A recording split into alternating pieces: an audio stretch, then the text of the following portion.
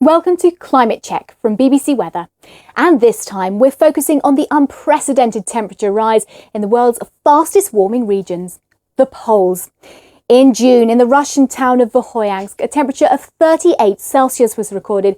This is the highest temperature ever recorded north of the Arctic Circle. And it wasn't an isolated event, but part of an ongoing heatwave. Verkhoyansk saw 11 straight days with temperatures of 30 Celsius or more. That's about 10 degrees above average.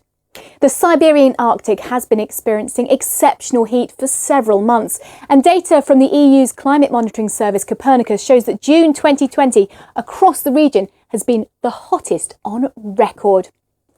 It's not unusual to see wildfires north of the Arctic Circle, but last year was the worst year on record for Arctic fires, and again this year. They arrived earlier than normal, they've been more widespread and have been more ferocious.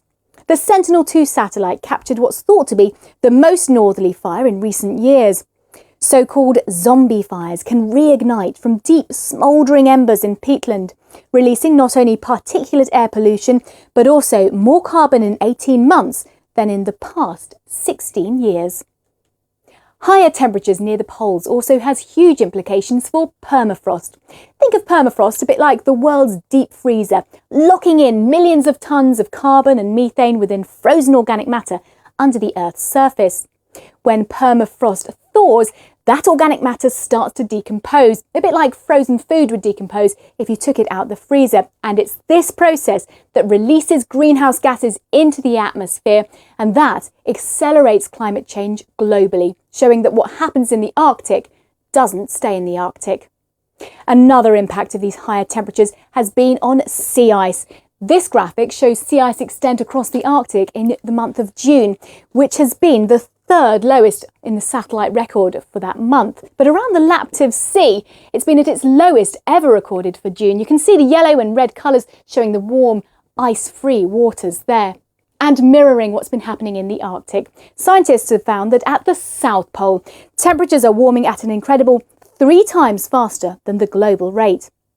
Temperature rise varies a lot across Antarctica, and the influence of climate change is less discernible than in the Arctic. A vast, cold ocean and strong winds surround Antarctica, and they tend to isolate it from any of these warmer air intrusions. Natural climate cycles also may obscure some of the human-induced change, but what is clear is that ice sheets and ice shelves are losing mass. Billions of tons of ice has been lost from Antarctica in recent decades, and its future responses to a warming world could have global consequences. So, just why are we seeing these enormously high temperatures around our polar regions?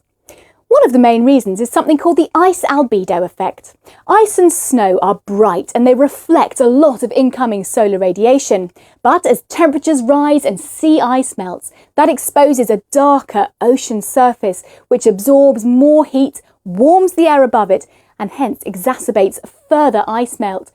Global temperatures are already more than 1 degree warmer than the pre-industrial era, and the World Meteorological Organization has issued some new climate predictions, concluding that there's about a 20% chance that we could see temperatures of 1.5 degrees warmer or more in at least one of the next 5 years. This would break the target agreed by world leaders at the 2015 Paris Climate Accord.